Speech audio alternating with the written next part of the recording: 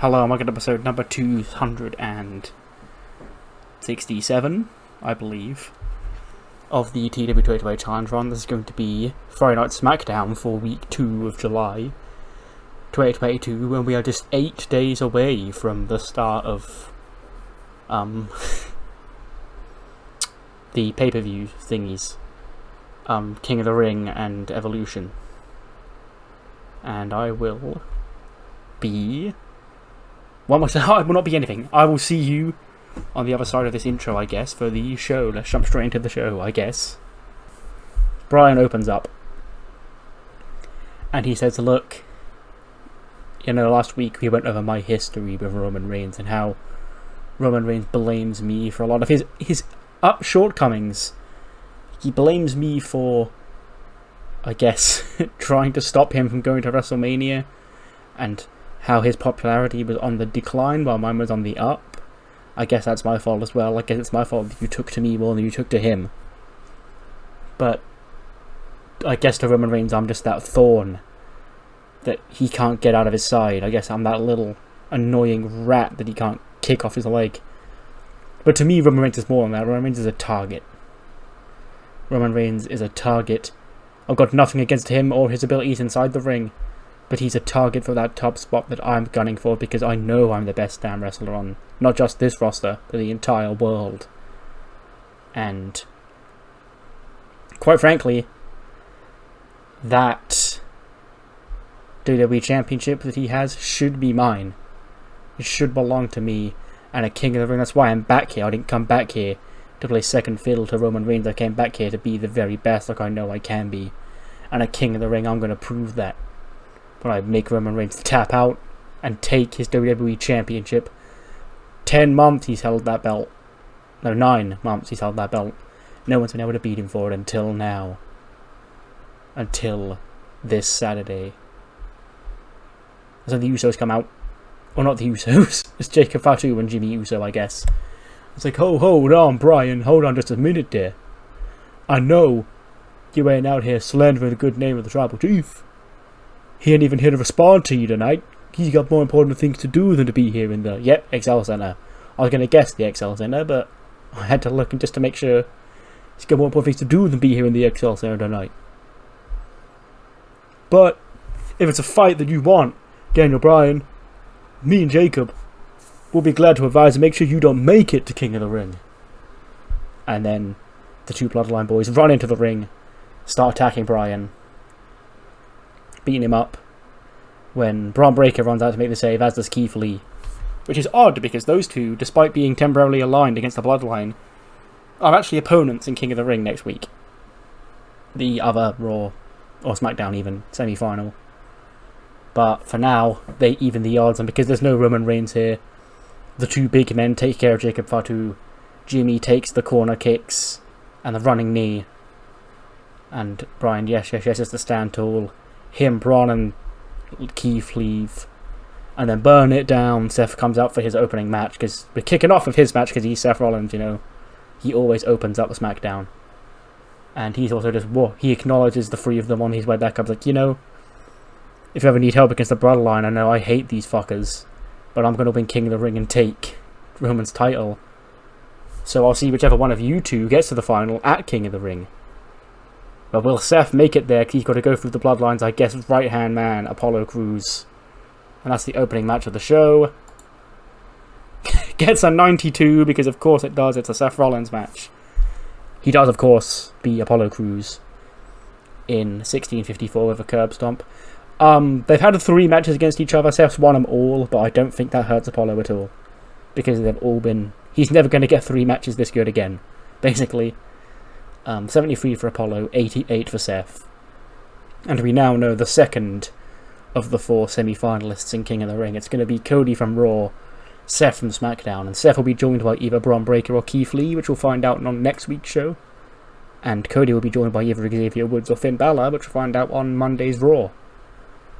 But for now, Seth stands tall. Another blue-rated outing between him and Apollo Crews. These two just... they don't miss when they're in the ring against each other.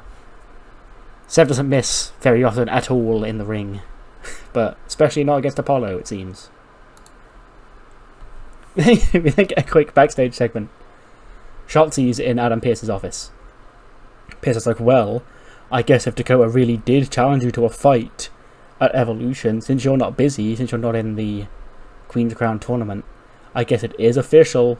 At Evolution, Dakota Kai will defend the SmackDown Women's Championship against Shotzi Blackheart. And Shotzi's all gassed, like, yes, let's fucking go. When Dakota walks in, he's like, you gotta be kidding me? Like, do I not get a say in this? Pearce is like, well, I'll need a fighting champion. You gotta defend your belt every 30 days. So, like, you need to defend it at Evolution. Every single women's championship is gonna be on the line at Evolution, including yours, Dakota. So it's gonna be you taking on Shotzi at the pay-per-view. And Shotzi's like, yeah, guess if you were scared of me, there's no more running and hiding. I'm gonna go all balls out on your ass at Evolution. And Dakota's like, that doesn't mean anything. It's like, what it means is that I'm gonna take your championship and bring it home to the ball pit. And she howls and walks off, and Dakota's like, what a fucking weirdo. But yes, just a quick simple build, because, you know, most of SmackDown is in Queen's Crown. So, Dakota's going to defend against Shotzi at the pay-per-view. That's the match. That's the women's title match. I think they're both capped at 70, so probably won't score that great, but they are still performing above that in terms of performance. So, I don't know, maybe at year's end the pop cap will reset or whatever. Also, in the database, I think the pop caps are different, because they start at 70, and like they ain't gonna pop, they ain't gonna cap right there at that point. So I guess download the database and you can make everybody super over like this.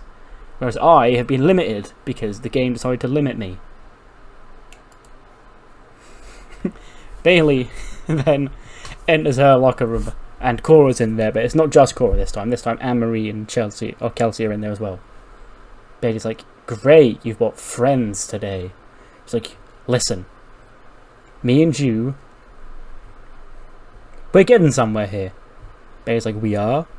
She's like, yeah, see, I understand that you're not willing to show it, but I understand you care deeply about me. That's why you let me win and get Money in the Bank. But if we're going to become the tag team champions, we need to get some practice under our belt. And Bailey's like, who's we? And of course, like, me and you, silly. Bailey's like, excuse me? Like, what did I tell you last week? Me and you, Evolution against Charlotte and Jordan. Okay, so Kelsey and Anne-Marie, they're like, we're like similar in age and all that. We've got that whole 2000s thing going on. So we were just getting to chat, and like we came to the agreement that them two should team up against us two tonight, because it'd be beneficial for both teams, because we get some experience and they get to be in the ring with, you know, one of the greatest 4 horsewomen, one of the greatest women of all time, and me. And Bailey's like, no, this isn't happening. Like, when you got to find somebody else. Of course, like, well, the match has been booked now, so like you can't really not show up. And Bailey's like, oh, fine, I'll get my gear on. Of course, like, yay, see you out there, partner. Punches her on the arm, and Bailey just gives her a death glare. And of course, like, okay, good luck tonight, then, my friend. Like, comically bows or whatever, and then leaves. 80 rated match, that's actually fine. Considering, holy shit, Carmelo got an 88. My god. You know, the whole plan here was, I was like, Carmelo Hayes, he could win Money in the Bank, and he could be like that long Mr. Money in the Bank, like reign, like, you know, the Edge had and Seth Rollins had. But he's already scored an 88, so he's actually not far off being the champion already. But yeah, we set this match up last week. Melo beats Oni. 7 minutes 47. Trick's still injured. He got injured at a house show, slipped his disc, whatever that means. So he can't be booked until that's finished. So Melo's going at it alone. But like we haven't split him up or anything. He's just injured. 69 for Oni, 88 for Melo. And like he says, he don't miss. This is a former world champion. Last year's Mr. Money in the Bank. Slain by Carmelo Hayes.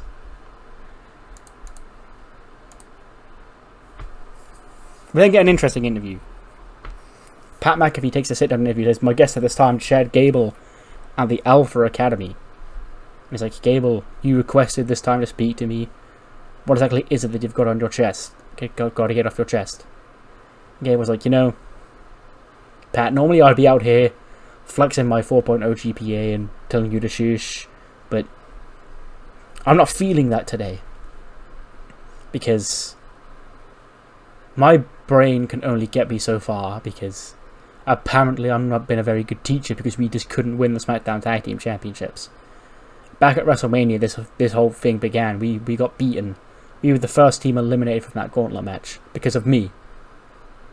And maybe it's time for me to get my head in the game, and maybe this will be the best thing for me and my pupils, is just to catch a break.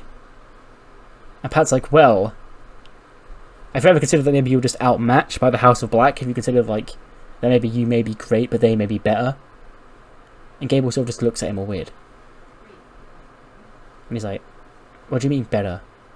Better than me, Pat? I'm an Olympian. Pat's like, I understand you're an Olympian. Gable's like, no. Shush, let me finish. He's like, you are a dual sport superstar. You came from the world of pro sports, correct? Pat's like, yeah. It's like, so, how would you feel if someone walked up to you and said that, you're a pretty good kicker, but are you sure you're not the best in the league? Pat's like, well, I was the best damn kicker in the league. And Gable's like, well, the thing is, were you? Or do you just believe that for yourself because you've got to have the self-confidence? Okay. Do the stats back up your claim? The stats, my Olympic bronze medal, back up the stats that I'm one of the best wrestlers on this roster. And you have the nerve to come here and say that maybe these House of Black goons are better than me. No, I'm not having it. This interview's over. And he takes the headset off, he storms out, he's like, how dare you disrespect me like that, McAfee? And Pat's like, sorry, I didn't mean to. And then Otis sort of gets in his face, just walks off, the Creed sort of get in his face and walk off. So yeah, I think it got a little bit tense there between Gable and Pat. Because Gable, I guess, not happy that Alpha Academy, every single combination basically got beat by the House of Black. So like, maybe he's got to try and find some new way of teaching. 84 rated segment. Kayla is with Ciampa and Gargano and Candice. And Johnny's like, Kayla, Buddy Murphy, he seems to have taken an exception to me. Claims that I've forgotten about him. I didn't forget about you, buddy. You have a broken goddamn leg. Like, I tried to call and text you, see how you were getting on. I never heard back from you. Now I know why. Because you were taking a vendetta against me. Look, even back as far as our days together in certain stables, me and you, we main evented a pay-per-view tag teaming together against Edge and Randy Orton. Like, this doesn't have to be this way. Because me and Ciampa are the tag team right now, doesn't mean that I offered to help you against the Bloodline as well. That's how I got my pay-per-view match in the first place.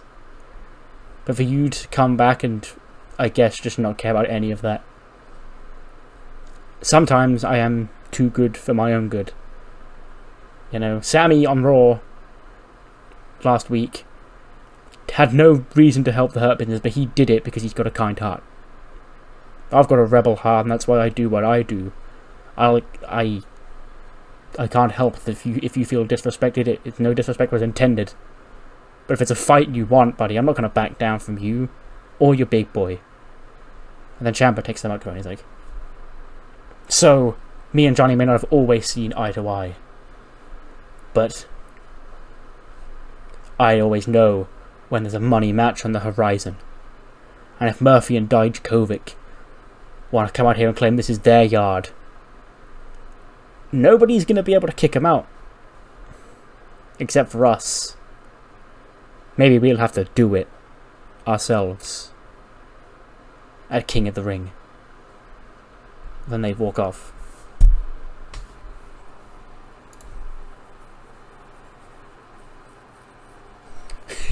Considering, I believe Bayley is the only non-unimportant member of this match. 70's actually not that terrible here, but Bayley and Cora do get the win.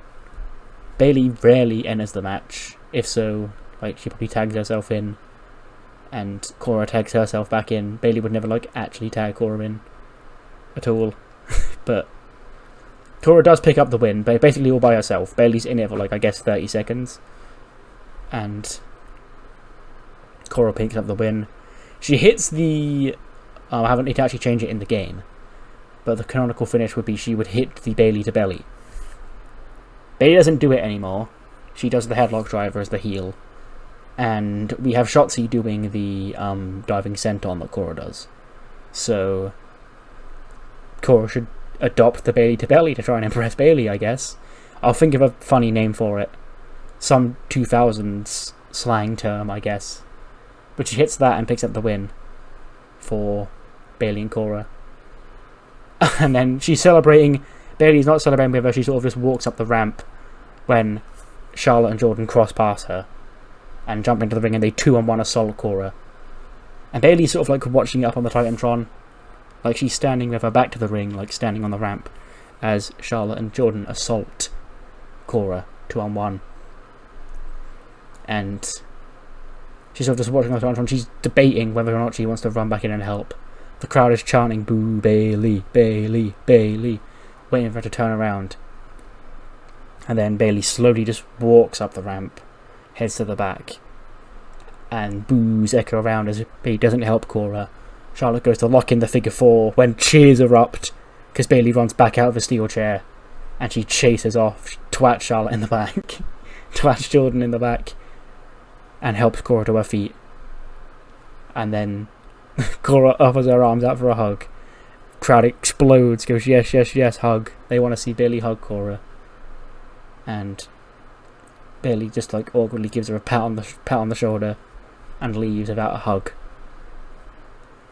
So I guess maybe a little bit of respect here forming between Bayley and Cora, because I guess they are teaming Evolution against Charlotte and Jordan. I guess that's now official. That's now a thing that's happening. And Bayley would rather, it's a free championship at the end of the day. Then cut to Pierce's office, where Madcap's there with him. And they're going to say, okay, thank you here's your reward for capturing our property back, Madcap. I can never overestimate how much of a thank you this is. And Corbin and Nice one, he's like, Pierce, I've got something to tell you. Pierce's like, what is it? Corbin's like, the Riddick Moss, Madcap Moss, he stole the United States Championship. And then Pierce is like, what, this one? And Corbin's like, yes, that's it, that's my belt, how'd you get it? And then he finally sees that Madcap's still in the office with him. And he's like, you stole that championship off me, it's my title. And Moss went, well, I was the one who won it, so I won it in Vegas, so I guess that makes me the champion. And I returned it here, so I guess it makes it WWE's property. Corbin's like, no, it's mine, it's my title. And Pierce's like, well, Corbin, you are the United States champion as far as the record books show, because you never got pinned to lose the championship. And he's like, yes, exactly, so give it back. And Pierce's like, but we would have no United States champion whatsoever if it wasn't for Moss winning the championship back that you gave away.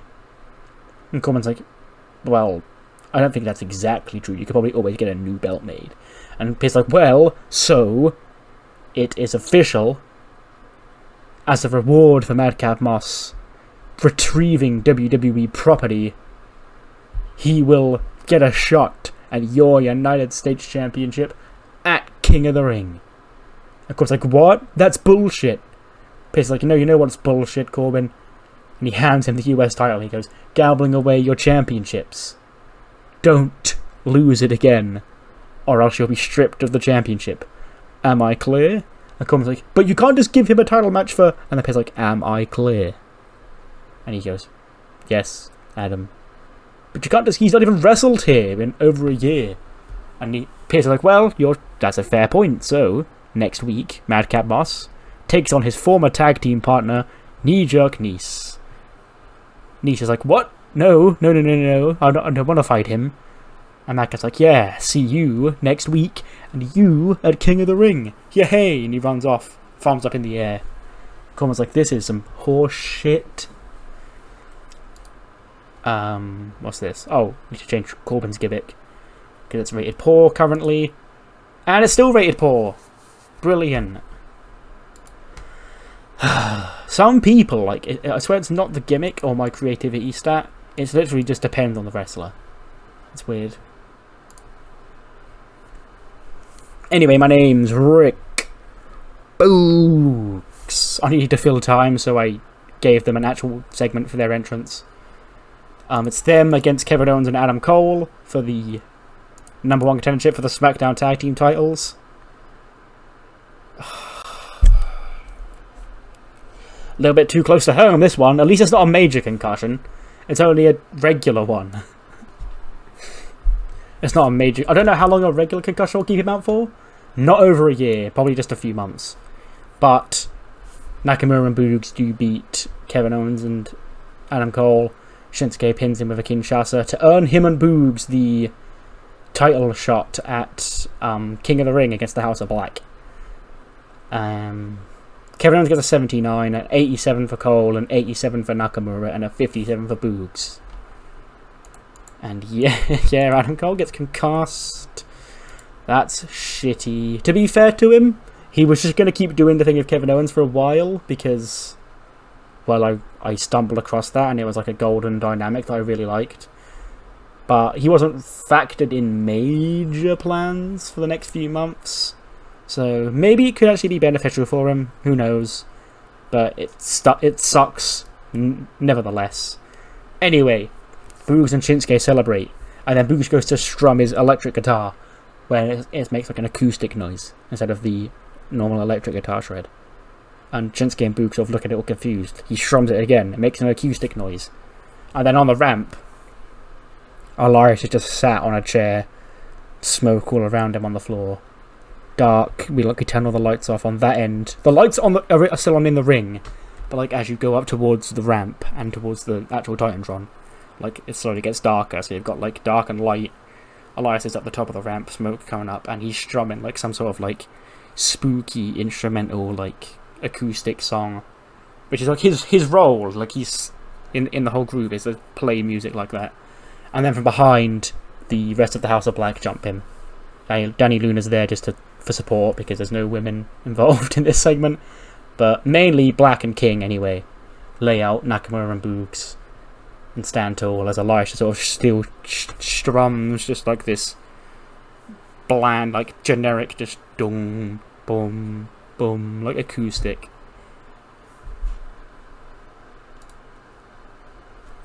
Tony, right. As I said last week, she's more popular than I thought she was, so I need to actually start doing stuff with her. So she's just going to get a quick promo about her match with Utami in Queen's Crown next week, when Toxic Attraction walk in, and they're like, you know, you got lucky against me last week, Tony, and there's 3 of us and 1 of you, so what's stopping us from attacking you and leaving you laying to make sure you don't even make it to SmackDown next week? And Tony's like, well, I'd like to think you're not that much of a sore loser, Mandy. Mandy goes, oh, honey. No, trust me, I am angry, and I could do that right now if I wanted to, but you know, it wouldn't really be beneficial for either of us for that to happen. Tony's like, what are you even talking about? And Mandy's like, you know, just good luck next week. I'm sure you'll do fine. And then they walk off, and Tony's like, okay, you fucking weirdos. Backstage, Shotzi's still gassed up that she got that title match. And she's like, yes, I'm going to become the next SmackDown Women's Champion. It's going to be so fucking awesome. And like, yeah. And then she rocks up and she's like, oh, no. She like drops whatever she's holding. And we see that her tank has been like destroyed. It's like, my tank. Who could do this to me? Like, the helmet's been caved in. And the tank's been like the cannon, I guess, has been snapped off and just tossed on the floor. She's like, what happened here? And Dakota just walks past laughing. She's like, not so funny now, is it, Shotzi? And then walks off. And she's like, you fucking bitch. Throws the cannon out like, ah, in an angry rage. And just stares angrily at Dakota as she walks off. So Dakota, you know, did not find this too amusing. And has taken it out on the tank. Hey, there we go.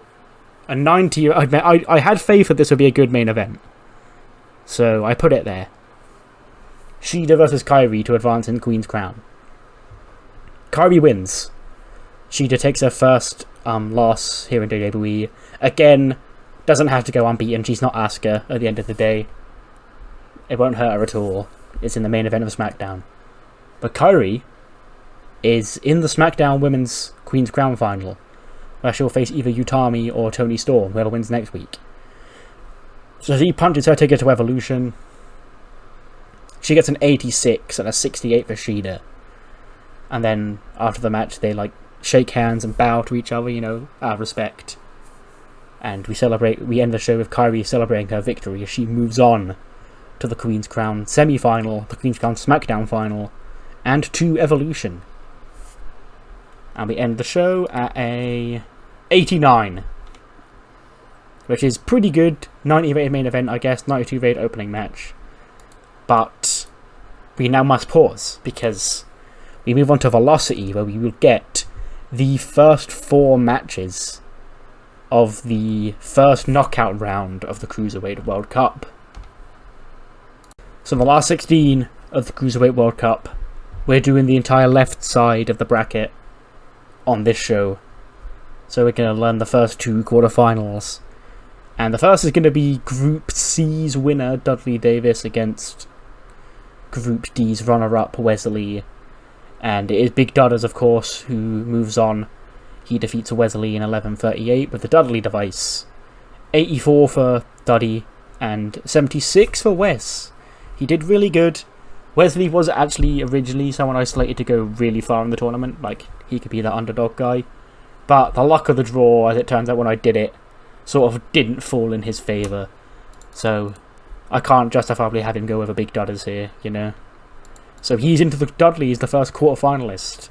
And he'll face the winner of our main event, which is Rey Mysterio versus Mark Andrews. Next match, we have Group G winner, Zachary Ben-Shahar, against Group H runner-up, Ken Cobain. And Zachary wins. He gets a 67. Ken gets a 71. Gets a 76. This is fine. This is very good, considering these two are both technically in dev. Or unattached main roster Velocity people. So, that's fine. 67 for Zachary, 71 for Ken. Champagne Super Knee Bar in 12:37. And he will now go on to face, in the quarterfinal, the winner of our next match between Roderick Strong and Humberto Carrillo. Which gets a fucking 84, holy shit. And Humberto, God bless him, he gets an 86. He's on a rampage as part of the Dragon. But I have plans for him outside of the Cruiserweight Championship tournament. So Roderick Strong eliminates him with a stronghold in 10:42. 79 for Roddy, still really good as well. And 86 for Humberto. Go the fuck on. I think he's suddenly become better than Tozawa. Like, Tozawa was the one of the two who was scoring better. But Humberto's really coming to his own recently. He's going places. I've now have people coming to me and asking to put him over. And a 90 rated main event. And Rey Mysterio beats Mark Andrews with a 619 flying splash. Andrews gets an 89, Rey gets a 77. Believe it or not, Rey is the one with a lot more popularity, so I couldn't put Mark Andrews over him. And just the story I want to tell has Rey winning here over Andrews. But Andrews gets an 89. So, the first 2 quarterfinals on that side of the bracket will be Rey Mysterio taking on Dudley Davis, and what I'm sure will be a barn burner, as well as Zachary Ben-Shahar taking on Roderick Strong. And then, obviously, the winner of those two will face off in the semi-final. But for now, we must end what must be the greatest episode of Velocity of all time. Gets an 87. But what matters more than the 87 rated for Velocity, or the 89 rated SmackDown, is what you thought of either show. Do let me know what you thought in the comments below. And I'll see you next time for Raw's Go Home show for King of the Ring and Evolution, featuring Xavier Woods versus Finn Balor, featuring Asuka versus Alba Fire, and featuring a Moment of Bliss, featuring a very special guest. See you then.